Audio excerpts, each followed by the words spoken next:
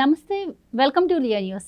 జగన్మోహన్ రెడ్డి అసమర్థ పాలన వల్లే ఆయన ఓడిపోయారు అని చెప్పి కూడా ప్రజలందరూ చర్చించుకుంటున్న టైంలో ఓటమిని భరించలేక ఇప్పటికి కూడా ఆయన ఏం మాట్లాడుతున్నారో ఏం చేస్తున్నారో ఆయనకి అర్థం కాకుండా ఉంది. ఒక పక్క అసెంబ్లీ సమావేశాలు జరుగుతుంటే ఇంట్లో కూర్చొని ప్రెస్ మీట్ పెట్టడం ఏంటి అని చెప్పి ప్రజలందరూ కూడా మాట్లాడుకుంటున్న వేళ ఈసారి సభా సమావేశాలు ఎప్పుడు జరిగినా కూడా నేను ప్రెస్ మీట్ పెడతాను అని ఆయన నిన్నైతే చెప్పడం జరిగింది. దీన్ని బట్టి ఇంక అసలు ఆయన అసెంబ్లీ సమావేశాలకే వెళ్ళరా అని కూడా వినిపిస్తూ ఉన్నాయి కొన్ని మాటలు. అయితే మరి ఆయనతో పాటు ఆయన ఎమ్మెల్యేలు కూడా వెళ్ళట్లేదు. మరి అంటే ప్రజల సమస్యలను అసెంబ్లీ దృష్టికి తీసుకెళ్లే ఉద్దేశం అసలు వైసీపీకి లేదా, మరి ప్రజల పక్షాన పోరాడడం అంటే ఇదేనా అని చెప్పి కూడా చర్చించుకుంటున్న పరిస్థితి. మరి ఆయన అసలు అసెంబ్లీ సమావేశాలకు వెళ్ళరా అన్న విషయాలన్నీ కూడా తెలుసుకునే ప్రయత్నం చేద్దాం.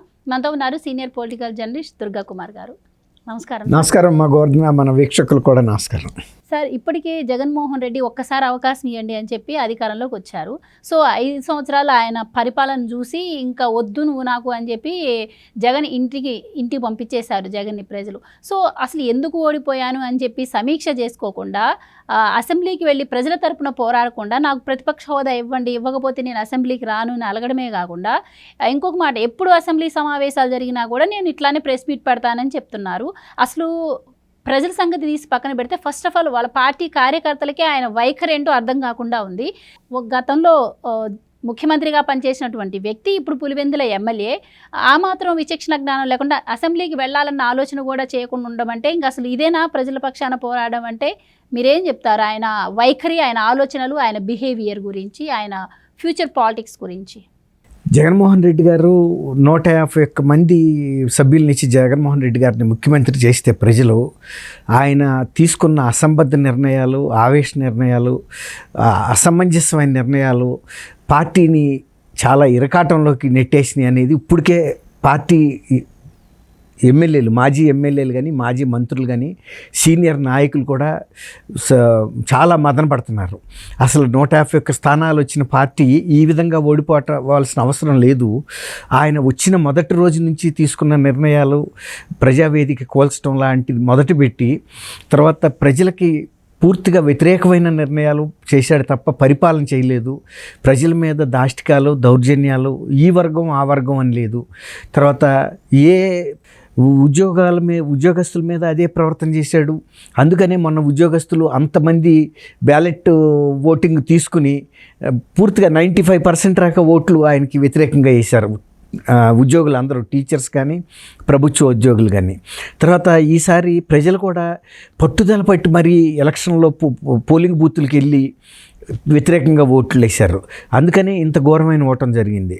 అట్లా అయిన తర్వాత ఇవాళ ప్రతిపక్షంలోకి వచ్చి కూడా 10 మంది శాసనసభ్యులతో కూడా ఆయన వెళ్ళి బాధ్యతగా ప్రవర్తిస్తే ఇప్పుడు కాకపోయినా ఆదరణ పెరుగుతుంది, భవిష్యత్తులో ప్రతిపక్షంగా బాధ్యతతో చేస్తున్నాడనే ఒక మంచి అభిప్రాయం కలగకుండా ఇప్పుడు కూడా ఆయన చాలా చిన్నపిల్లల శాస్త్రలుగా వ్యవహరిస్తున్నాడు అనేది వాళ్ళ సొంత పార్టీలోనే ఇప్పుడు చర్చ జరుగుతుంది. పేరు నాని లాంటి వ్యక్తి, తర్వాత ఆయన కాసు మహేష్ రెడ్డి కానీ, తర్వాత కేతిరెడ్డి వెంకటరమణారెడ్డి, వీళ్ళందరూ కూడా డిఫరెంట్ ప్రాంతాలకు చెందిన వాళ్ళు పార్టీ అధ్యక్షుడిగా జగన్మోహన్ రెడ్డి ఏం చేయకూడదు అని డైరెక్ట్గా చెప్పారు.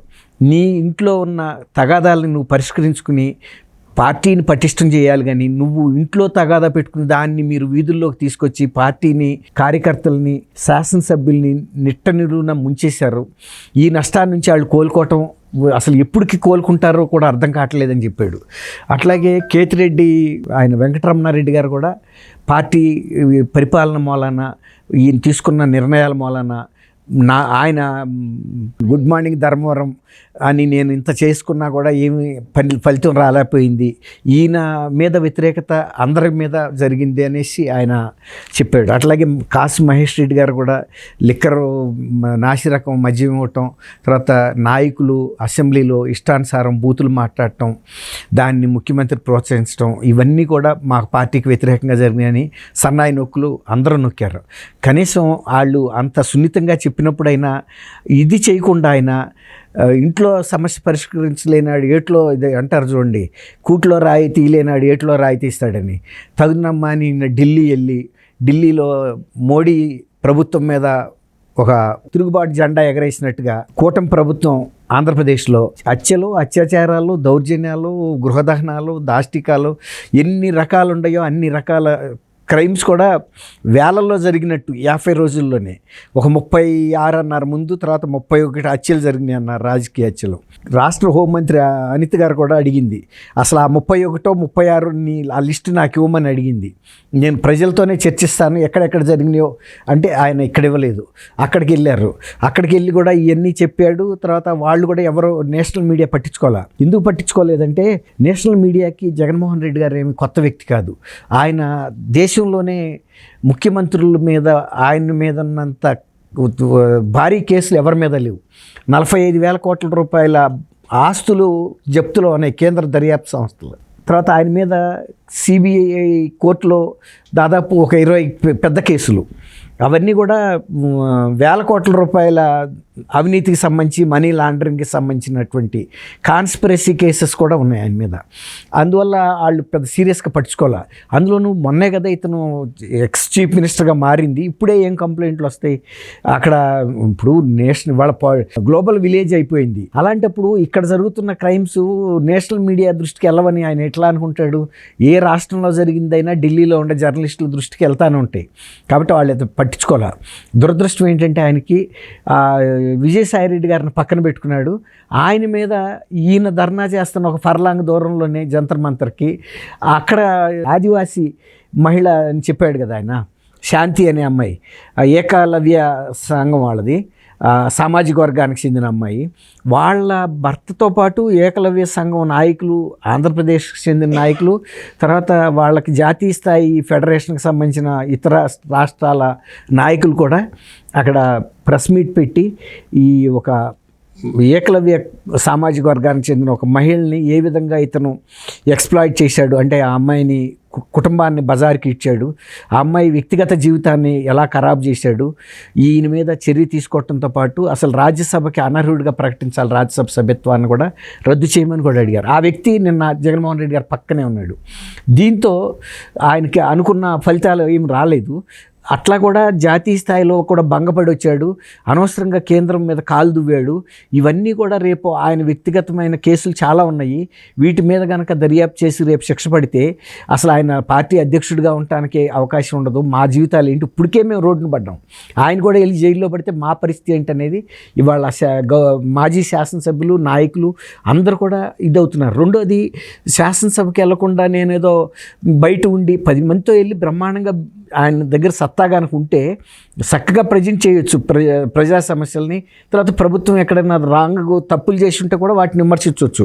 కానీ ఆయన అట్లా కాకుండా నేను శాసనసభ పెట్టినప్పుడల్లా ఇంట్లో కూర్చుని ప్రెస్ కాన్ఫరెన్స్ పెడతానంటే, నిన్ను శాసనసభకి ఎన్నుకున్నారు కానీ ఇంట్లో కూర్చోటానికి కాదు కదా. నువ్వు ముఖ్యమంత్రిగా ఉండే ప్రజల్లోకి వెళ్లకుండా తాడేపల్లి ప్యాలెస్లో గడపటం వల్లనే ఈ ఫలితాలు వచ్చినాయి అని వాళ్ళు అందరూ కూడా చెప్తున్నారు. ఈయన ఎప్పుడు ప్రజలతో మమేకం అవ్వలేదు, ప్రజలకు దూరంగా ఉన్నాడని.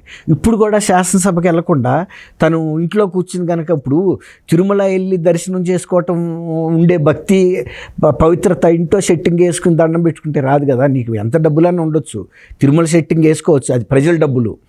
అట్లా మొన్న కనుక ఆ సెట్టింగ్ వేసుకుంటే ఎట్లాంటి ఫలితం ఉంటుందో ఇప్పుడు ఇది కూడా అదే చెప్తున్నారు. ఇప్పుడు మీరు అన్నట్టు ప్రతిపక్షం అంటే ప్రజల తరపున మాట్లాడేది ప్రతిపక్షం, కానీ ఇక్కడ మరి అసెంబ్లీలో ప్రతిపక్షం ఇవ్వరు అన్న విషయం ఆయనకు ఆల్రెడీ తెలుసు, అర్హత కూడా లేదన్న విషయం తెలుసు. కానీ దాన్ని వంకబెట్టుకొని, అంటే గతంలో ఆయన చేసిన తప్పులు ఏవైతే ఉన్నాయో ఆయన ప్రభుత్వంలో జరిగినవి అవన్నీ కూడా అసెంబ్లీలో అంటే తిరిగి ప్రశ్నించే అవకాశం లేదు ఈయనకి. సో అవన్నీ కూడా బయట పెడితే సో వాటికి సమాధానం ఈయన దగ్గర లేదు కనుక అది తప్పించుకోవడానికి ఈ వంకబెట్టి పోవట్లేదు అనుకోవచ్చా? అవునమ్మా, అది ఖచ్చితంగా. ఇప్పుడు ఆయన కూడా చెబుతున్నాడు, నాకు ప్రతిపక్ష హోదా ఇవ్వలేదు, తర్వాత నన్ను ప్రతిపక్షంగా నాకు సమాన అవకాశాలు ఇవ్వాలి, ముఖ్యమంత్రికి ఎంత టైం ఇస్తారో, నేను ఒక్కడనే కదా ప్రతిపక్షం ఉందని. అవును, నువ్వు వెళ్ళి సభలో కూర్చుంటే కదా ఇస్తారనేది ఇవ్వరనేది తేలిపోద్ది. ఒకవేళ లేకపోతే కనుక ప్రభుత్వం తప్పును పడుతుంది కదా. ఆ అవకాశం కూడా ప్రభుత్వానికి ఇవ్వకుండా ఆ వైఫల్యాన్ని కూడా ఈయనే వేసుకుంటున్నాడు. ఆయన వెళ్ళి సభలో కూర్చుని లేచి ఈయన నిలబడినప్పుడు వాళ్ళ అవకాశం ఇవ్వకపోతే అది పర్వాలేదు. అట్లాగే ప్రతిపక్షం ఆయన స్పీకర్ గారు స్వయంగా ప్రకటించాడు, నేను నువ్వు రా అవకాశం ఇస్తే నువ్వు వచ్చి ప్రజల సమస్యలు కనుక ప్రస్తావిస్తే నీకు తగినంత సమయం ఇస్తాను, ఇంకా నువ్వు కనుక ఇంకా జాగ్రత్తగా బిహేవ్ చేసుకుంటే ఇంకా నీకు పెంచి కూడా ఇస్తానని ఆయనంతటా ఆయన స్వయంగా ప్రకటించాడు. ఎవరు కూడా స్పీకర్లు అలా చేయరు. ఈయన ఏంటంటే అయ్యన్న పాత్రుడు గారు బోల్డ్గా ఉంటాడు. ఆయన మనిషిలో ఏదన్నా ఒక భావన వచ్చిందంటే బయటికి చెప్పేస్తాడు. ఆయన ఏమి గుంభరంగా ఉండే వ్యక్తి కాదు. కోపం వచ్చినా ప్రేమ వచ్చినా రెండూ దాచుకోలేడు. ఆయన చెప్పేశాడు. అసలు నిజానికి జగన్మోహన్ రెడ్డి గారే ఆయన ఒక శత్రువుగా చూస్తున్నాడు, కానీ అయ్యన్న పాత్రుడు గారు ఈయనేమి శత్రువుగా చూడాలి. ఆయన ప్రహరీ గోడ నువ్వు పగలగొట్టినా, ఆయన్ని జైల్లో పెట్టించిన అక్రమంగా ఆయన అవన్నీ మర్చిపోయాడు. అవన్నీ జరుగుతూ ఉంటాయి జీవితంలో, ఏంటి వీటి గురించి లెక్క చేసేది. అందులో ఆయన 8 సార్లు రాక శాసనసభ్యుడిగా చేసిన సీనియారిటీ ఆయనకు ఉంది. ప్రతి చిల్లర తగాదా పెట్టుకుని ఆయన ఎవరి మీద చేస్తే ఆయన ఇంతకాలం ప్రజా జీవితంలో ఉండలేడు కదా. ఇప్పుడు ఈయన చూడండి, ఇంత అధికారం 151 సీట్లు ఇచ్చిన వ్యక్తి ప్రజలతో సరిగ్గా ఎలా ప్రవర్తించాలో తెలియ కదా పోగొట్టుకున్నాడు. అలాంటిది మరి అంత సుదీర్ఘకాలం ఉన్న వ్యక్తి, రాజకీయాల్లో ఉన్న వ్యక్తి ప్రతి చిల్లరాడితోనూ చిన్న విషయాల మీద కూడా తగాదా పెట్టుకోడు. అందులో నువ్వు ప్రతిపక్ష నాయకుడు కాబట్టి నువ్వేమన్నా సిగ్గుపడుతున్నావేమో నీ ప్రవర్తన గతంలో చూసుకుని, అది కూడా నేను దృష్టిలో పెట్టుకోను, నువ్వు రా అన్నట్టుగా చెప్పాడు.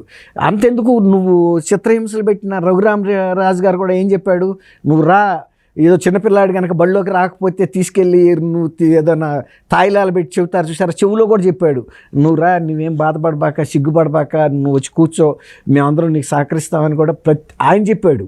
ఇట్లా ఒక చిన్నపిల్లాడు అంటే ఒక స్నేహితుడు కొడుకు కదా ఆయన. అట్లాగే ఇప్పుడు అయ్యన్న పాత్రుడు గారికి కూడా సహోద్యాయి, ఎవరికి, మన రాజశేఖర రెడ్డి గారికి. సో మీరన్నట్టు లాస్ట్ టైం ముఖ్యమంత్రిగా ఇంకోటి మా చిన్న విషయం ఏంటంటే, ఈయన ప్రతిపక్ష నాయకుడు పాత్రగా హోదా కోసం ఇక్కడ ఒక లెటర్ రాశాడు ఈయనకి. ఆయన కూడా శాసనసభ పక్ష నాయకుడిగా ఎన్నుకున్నట్టు నాకు సమాచారం వచ్చిందని కూడా శాసనసభలో అయ్యన్న పాత్రుడు గారు ప్రకటించాడు. రెండోది మళ్ళీ హైకోర్టుకి వెళ్ళాడు. అసలు నీకు ప్రజా కోర్టు ఉండగా హైకోర్టుకి ఏం పని? నువ్వు ప్రజా కోర్టులోనే కదా ప్రెస్ కాన్ఫరెన్స్లు పెడుతున్నావు. హైకోర్టుకి వెళ్ళాల్సిన అవసరం ఏముంది? నువ్వు అసలు ఎటాగు శాసనసభలోకి వెళ్తానికి నువ్వు ఇష్టపడలేదు. హైకోర్టు నీకు ప్రతిపక్ష హోదా ఇచ్చిందే అనుకుందాం, ఇస్తే మాత్రం నువ్వు వెళ్తావా? ఎందుకంటే నీ ప్రవర్తనే నీకు అడ్డంకిగా ఉంది. అక్కడ గతంలో నువ్వు ప్రవర్తించిన తీరు నువ్వు సిగ్గుపడి నువ్వు వెళ్ళలేకపోతున్నావు. కనీసం వాళ్ళని వెళ్ళమను. నువ్వు శాసనసభ పక్ష నాయకుడిగా నువ్వెందుకు ఎన్నికయ్యావు? అది ఇప్పటికైనా నేను అది మార్చుకుని, ఉండాళ్ళల్లో సీనియర్ ఆయన ఉన్నాడు కదా, పెద్దిరెడ్డి రామచంద్రారెడ్డి గారు, ఎవరో ఒకరు, ఆయన ఇష్టం, ఆయన పెట్టుకుని వాళ్ళనన్నా పంపించాలి. పోనీ ఆయన వెళ్ళకపోయినా పార్టీ అధ్యక్షుడిగా నేను బయటే ఉండి పార్టీకి సంబంధించిన కార్యక్రమాలు చేసుకుంటాను, శాసనసభలో నా తరపున ఫలానా ఆయన శాసనసభ పక్ష నాయకుడిగా ఉంటాడని వాళ్ళన్నా పంపాలి కదా. అదే ప్రజలందరికీ ఏమనుమానం వస్తుందంటే, ఇతను ప్రజల్లోకి వెళ్ళడో శాసనసభలోకి వెళ్ళడో, తర్వాత రాంగ్ టైంలో వెళ్ళి ఢిల్లీలో తగాదా పెట్టుకొచ్చాడు. ఇవన్నీ ఆయనకు మళ్ళీ తిరుగుతున్నాయి రీలు. అందువల్ల ఆయన ఎప్పుడు ఎలా ప్రవర్తిస్తాడో కూడా ఎవరికి అర్థం కావట్లేదు. ఈయన చేసిన నిర్ణయాలు అనేది ఆయన ఒక పేషెన్స్తో, సంయమనంతో చేయటం లేదు. ఈ తొందరపాటుతో ఆవేశంతో రాంగ్ నిర్ణయాలు చేయటం వలన పార్టీ మొత్తం ప్రజల్లో భ్రష్టు పట్టే పరిస్థితికి వచ్చింది అనేది కూడా వాళ్ళకి అర్థమైంది. ఆయనే శాసనసభకు పోతే మేమెట్టా వెళ్ళగలుగుతాం అనేది వాళ్ళు కూడా చర్చలో పడ్డారు. కాబట్టి ఆయన ఇలాంటి ప్రవర్తనతో అయితే మాత్రం ఈ పార్టీ మనుగడ కూడా కష్టం. థ్యాంక్ యూ అమ్మ గోవర్ధన, మన వీక్షకులు కూడా నమస్కారం.